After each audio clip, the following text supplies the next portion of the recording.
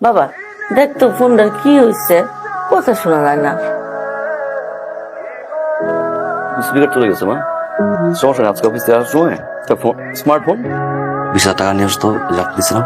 20,000 টাকা দিয়ে কি করবা? আমার সামনে বললাম না যে ফোন কিনে নিব। অনলাইনে কিছু জিনিস অর্ডার। বাবা তোর মার টেলিফোনটা আনছিস?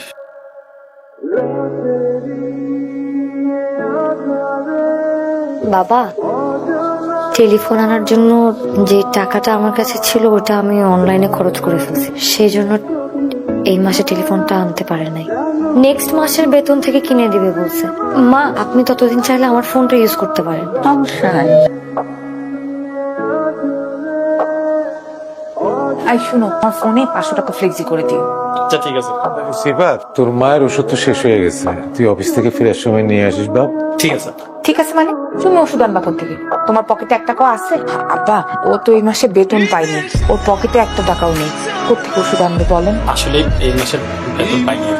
আব্বা, ফয়সালকে বলেন ও ওষুধগুলো এনে দিবে। ফয়সল তো তার মার মোবাইলে কিনে দিতে পারে না, টাকা নাই বলে। ঠিক আছে দেখি। কথা কথা টাকা মিশা কথা কেন কো? আজব একটা ভুন্দা লোক, একটা কথা না বললে সংসারে আয় উন্নতি হয়। যাও অফিস যাও। এই ওষুধগুলো একটু আছে কাকা, কতদিনের দেবো? 15 দিনের দিলেই চলবে। আচ্ছা।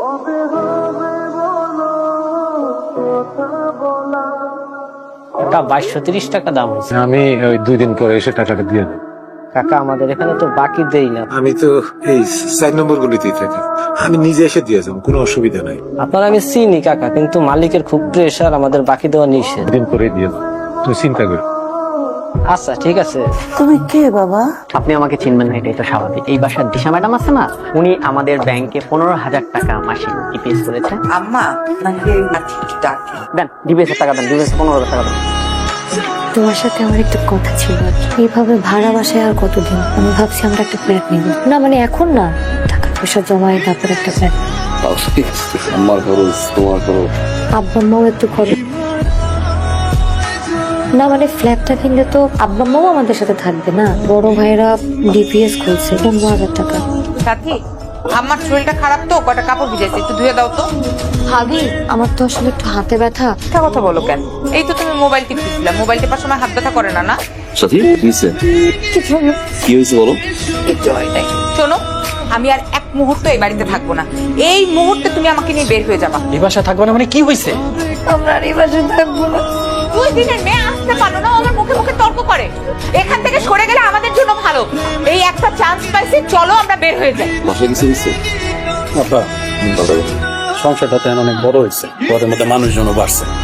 আমি তাই সিদ্ধান্ত নিয়েছি, আমি আপনার বৌমারে নিয়ে আলাদা হতে চাই। কি বলতেছো তুমি এগুলো? তো মানুষ ঘরে কোথায়? আমরা যারা থাকার তারাই তো আছি না। এবারে যে টাকা দিতে বলছো মাসে, তা তো আমি দিচ্ছি না। কিন্তু তার বাহিরে আম্বার যা লাগে, আম্মার কি আম্মা আব্বা তো দেই না, দেই না। তুই সকালে যাস, রাতে বাসায় ফির। তুই কি জানোস বউ যে আমার বউয়ের সাথে খারাপ ব্যবহার করছে? আমি ডিসিশন নিছি, আমার ডিসিশন ফাইনাল ডিসিশন। ভাইয়া কথা শোনো ভাই, ভাইয়া সাথী আর ভাবির ভিতরে আমরা ভাইয়া ঢুকতেছি।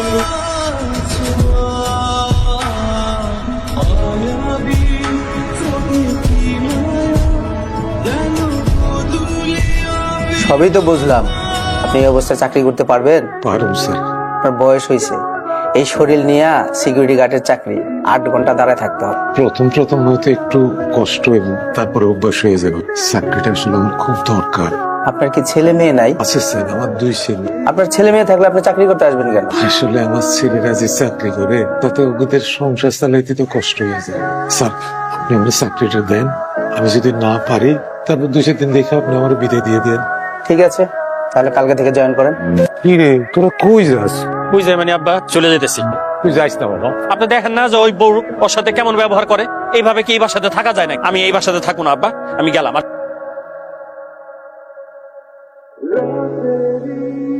এটা কি মা? এটা কি? আমি যে অফিসে চাকরি করি সেই অফিসের সিকিউরিটি গার্ড আমার বাবা। এই যে ছেলে বাবা যায় সাথী, ভাই সাথী। এটা কি? এটা কি? 35,000 টাকা বেতন পাই, যে জন্য 5 পয়সা খরচ করি। আমার বড় ভাই চলে যাওয়ার পর আমি বলছি বাসার খরচ লাগুক, মায়ের ওষুধ লাগুক, আব্বার চিকিৎসা লাগুক, সব খরচ আমি দেখবো। আম্মা বলছিলাম আমি বাবার গায়ে সিকিউরিটি, আমার বাবার গায়ে সিকিউরিটি কেন? আমার অফিসের গেটে আমার বাবা সিকিউরিটি গার্ডের ড্রেস পরে স্যালুট দেয়।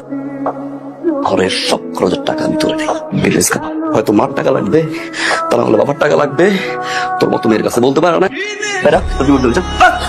বেড়া, আজকে থেকে তোমার ছেলে একটা ছেলেই থাকবে। এই, বেড়া, বেড়া, বেড়া, বেড়া, বেড়া। আমি তোর বাপ, আমি এখনো মরি নাই। এই সংসারে যা কিছু হবে আমার সিদ্ধান্তই হবে। আমি অনেক বড় ভুল করে ফেলছি। আমি আপনার আর আমার অনেক অসম্মান করছি। আমাকে মাফ করে দেন, আপনি আমাকে মাফ করে দেন।